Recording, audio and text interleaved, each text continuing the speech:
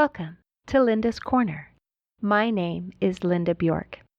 Today I'm going to talk about what to do when you hit an emotional wall, and also share some tools to create an emotional first aid kit so that you can get past those walls. You may have seen it in others or perhaps experienced it in yourself. Someone starts off with great intentions toward change and self-improvement, only to become discouraged and give up. I'm going to explain why that might happen and how to work through it when those feelings of wanting to give up arise. Being properly informed empowers us to be able to keep going and experience healing, peace, and growth. To understand why we hit emotional walls, it's helpful to understand a little bit about the normal function of the brain. There is a network of neurons located in the brainstem called the reticular activating system, or RAS, which is the gateway into the brain. All the sensory information that we encounter first enters through the RAS, which determines where to send it. The reticular activating system acts as a filter so we don't become overwhelmed by an overload of information. The job of the RAS is very important because it is estimated that the human brain takes in about 11 million bits of information every second. But on average, we're only consciously aware of about 40 bits of information per second. So when I say that the RAS filters information, I'm not talking about filtering out a little bit of information. I'm talking about a major filtration process. It is the job of the RAS to decide what is important and what can be safely ignored. When the RAS is deficient, such as in cases of autism, ADD, and ADHD, too much information is allowed into the conscious mind, and it causes a sensory overload and a difficulty in concentration and the ability to focus. So the job of the RAS is very important for our safety, comfort, and functionality. However, the next question is, or at least should be, how does the RAS decide which information is important? The answer is that it makes those decisions based on automatic programming that you and I created without even being aware of it. It is done on a subconscious level and is largely determined by what we focus on. If we spend a lot of time focusing on a particular thing, then the automatic subconscious programming of the RAS assumes that that information must be important. That's why, for example, if you're pregnant, all of a sudden you see expectant mothers everywhere. Or if you're trying to buy a new car and you've been researching a particular make and model, all of a sudden you start to notice that car everywhere. The truth is that those expectant mothers or those cars were there all along, but the RAS considered that information to be something that was safe to ignore. However, now that you're focusing on those things, the RAS figures it must be important, so it points them out for you. This normal and natural RAS system, which is designed to keep us safe and comfortable, can cause some problems, however, when you're dealing with mental and emotional issues, such as depression, anxiety, and low self-esteem. A person who is struggling with depression is often focused on thoughts like, "My life is miserable. People would be better off without me. There is no hope," and things like that. A person who is struggling with feelings of low self-esteem often has circulating thoughts like, "I'm not good enough, nobody likes me, I'm a failure," and so on. Because these are the predominant thought patterns, the RAS uses this as the basis for determining what is important. This means that anything that doesn't support those negative feelings are filtered out, and the only information that is allowed to enter the conscious are those things that support the depression, anxiety, low self-esteem, failure mentality, or whatever issue you're dealing with. This strengthens and builds on the problem by continually adding evidence that those feelings of depression, low self-esteem, or whatever are valid, and the situation becomes progressively worse. Furthermore, if we make a conscious effort to say or do something that is contrary to the current subconscious programming, the brain considers this a dangerous threat and sends out a warning that in order to be safe, you need to go back. When that warning hits, it feels like running into an impenetrable wall, and people naturally want to give up. When these walls arise, we have two choices. We can either choose to retreat and go back to where it feels safe, or we can work through them and move forward. If you choose to retreat, the walls become stronger and stronger and harder to get through. If we choose to move through them, it makes us stronger, and we can get through future walls easier. So, one choice makes the wall stronger, and the other choice makes us stronger. For a person who is watching from the outside, the right choice seems pretty obvious. But when you're in it, it is a lot harder than it looks. When I was going through this process of healing, I hit that wall immediately, and I wanted to give up on day one. It's difficult to adequately describe, but it literally felt like I was going to die. I felt not only the mental and emotional feelings of fear and whatever, but also the physical symptoms as if my life was being threatened, like rapid breathing, heart pounding, sweating, and shaking. It was really scary.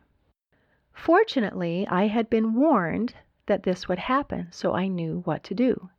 To get through that wall, I used one of the tools in my emotional first aid kit.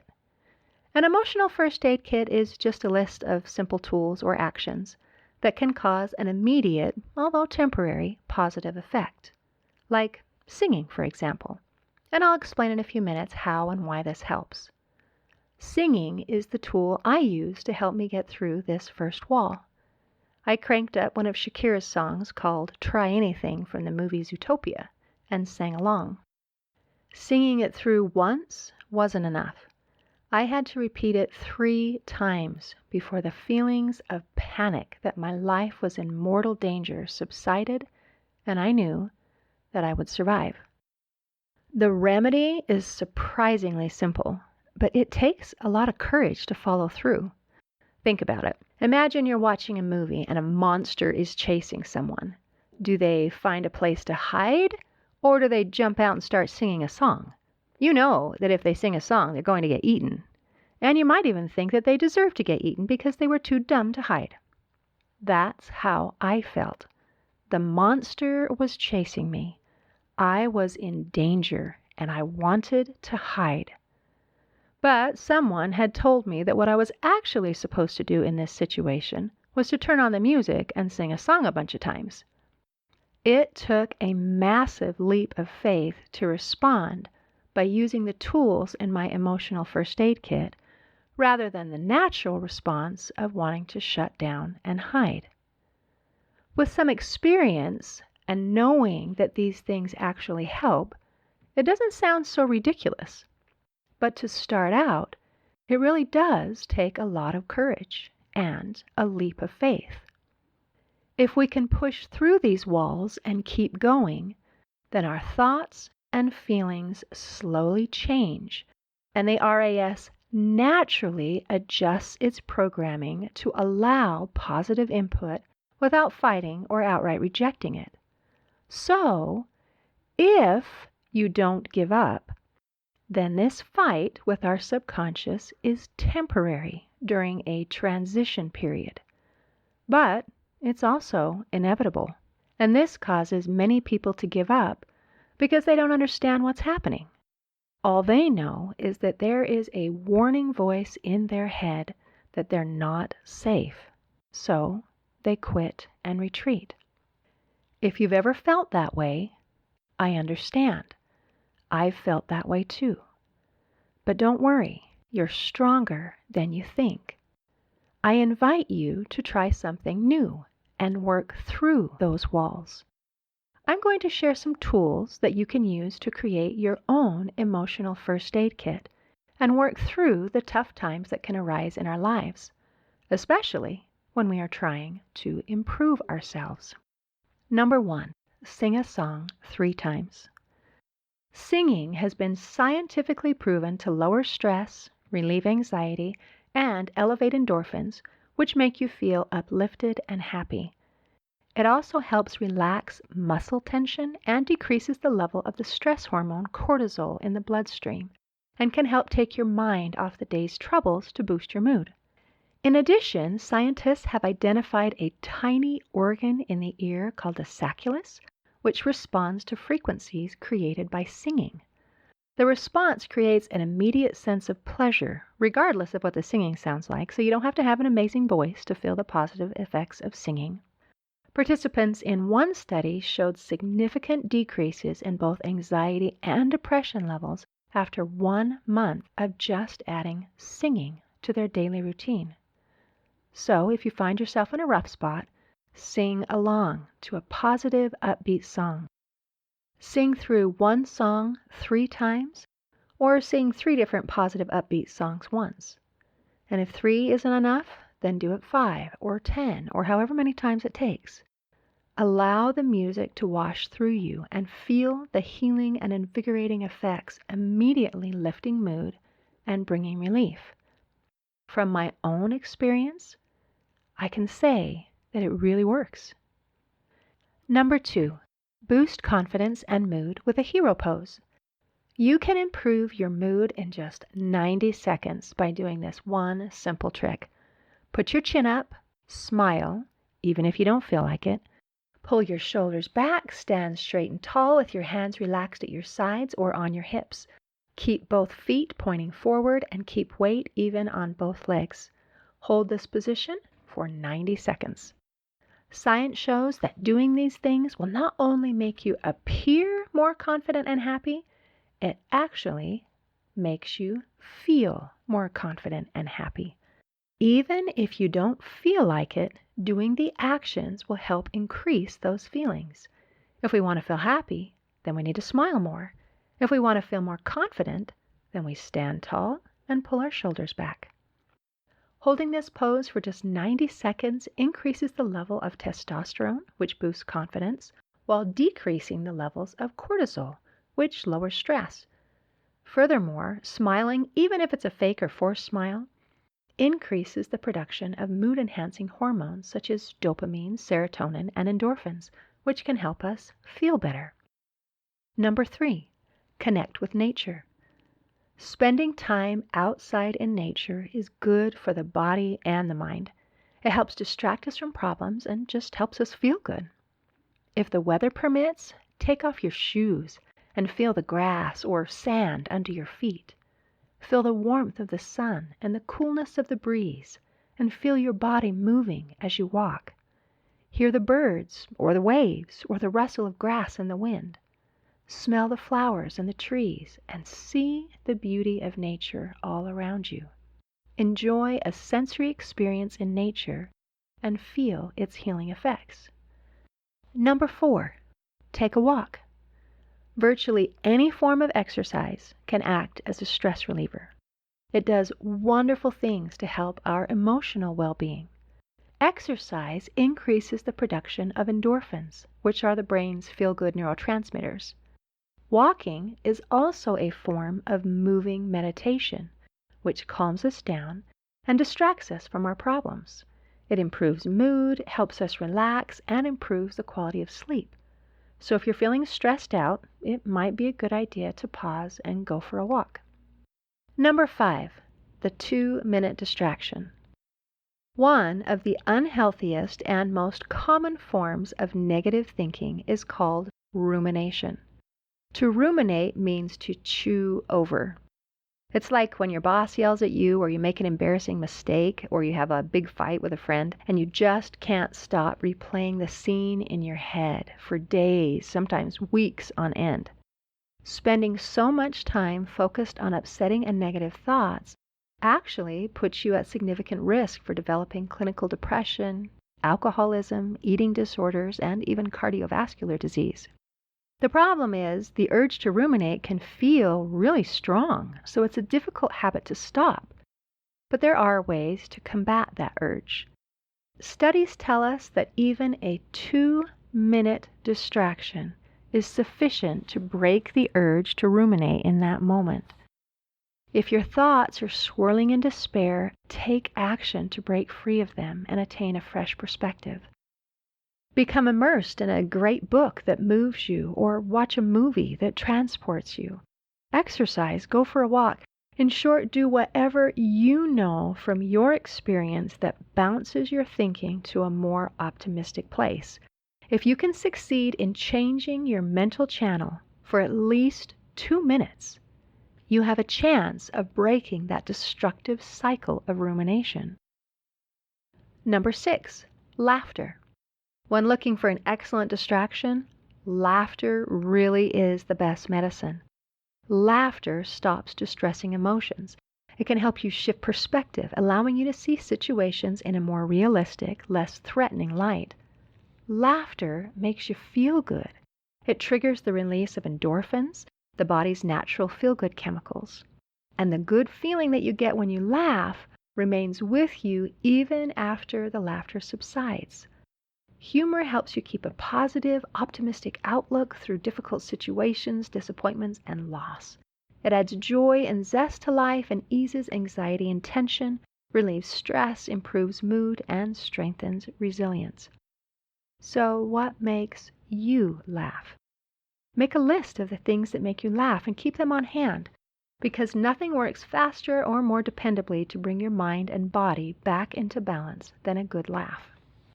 Number 7, mini meditation.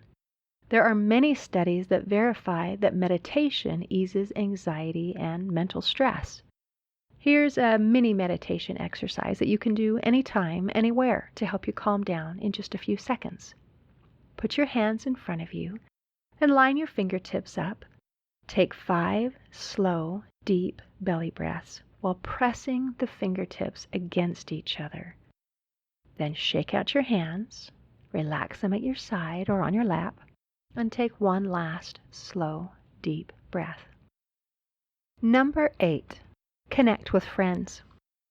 We live in a digital age where we can be tempted to replace person-to-person contact with just phones and computers, especially when we're feeling vulnerable. But humans are social creatures. We need to feel supported, valued, and connected. Studies show that being socially connected increases happiness and leads to better health and longer life. And it obviously overcomes feelings of loneliness and isolation. Make a list of people that you can turn to. These are people that you trust to support you. Reach out and ask for specific kinds of help if necessary. Remember, your friends can't read your mind, and it's not fair to expect them to. Number 9, replace rumination with positive affirmations.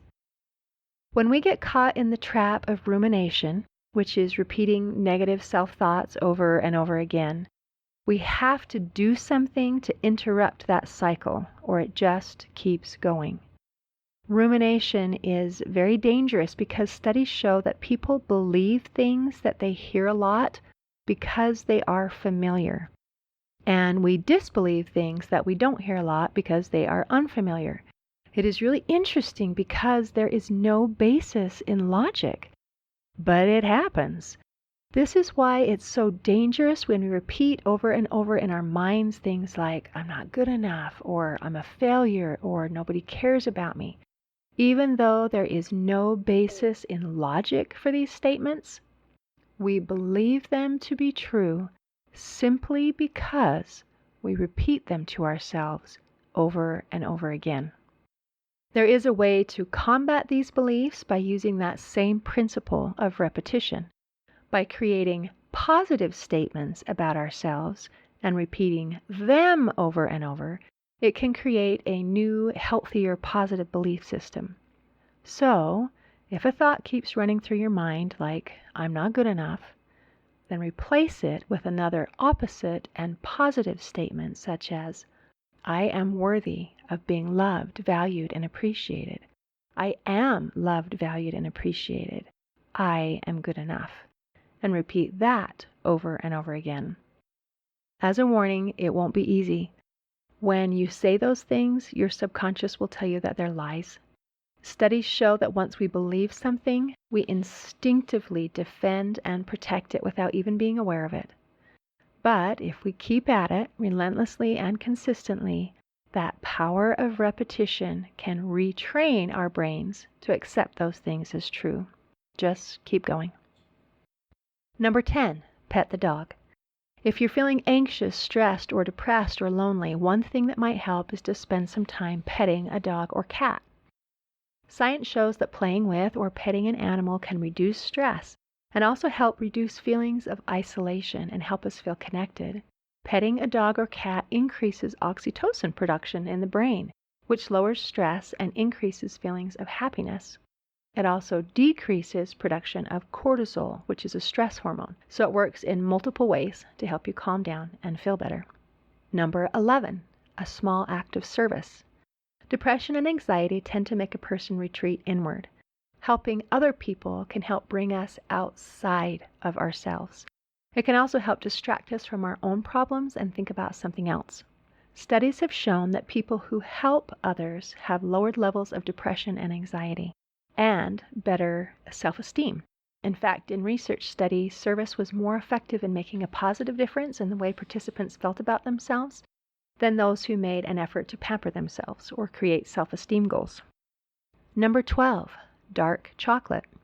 J.K. Rowling was right on track when she used chocolate to help treat the unpleasant effects of the Dementors on Harry Potter. It turns out that extra dark chocolate really does improve your mood and is great for brain health. A good rule of thumb is to go for chocolate that is 85% cocoa or more. Basically, the darker the chocolate, the better it is for your brain. Cocoa is high in flavonols, which have antioxidant and anti-inflammatory properties and reduce blood pressure. For a reference point, the darker the chocolate, the more flavonols it will have. So, the bottom line here is that eating dark chocolate is good for your memory, your blood pressure, and your mood. It helps alleviate depression and also acts as an anti-inflammatory, which means it's good for your brain. So, we've just listed a dozen tools that you can use anytime to help you get through a rough spot. We've also talked about emotional walls and some of the reasons why they show up. Knowledge is power. Now you know what is happening, why it's happening, and what you can do about it. This knowledge empowers us to get past roadblocks that might impede our growth, progress, and healing. I know this is a lot of information to remember, but don't worry. All of this is written down and easily accessible on the Hope for Healing website at hopeforhealingfoundation.org. I invite you to create your own emotional first aid kit and use these tools to help get past the rough spots of life. You have more power than you might realize. You can do this, and I promise that it's worth it. In closing, I'd like to share a quote by Corey Taylor. You have incredible lives ahead of you. You have incredible things that you can accomplish. If you feel that, you will have an amazing life. Do not let anything build a wall too high for you to get over. You can get through it. You're stronger than you think. You'll always be stronger than you think. See you next time on Linda's Corner.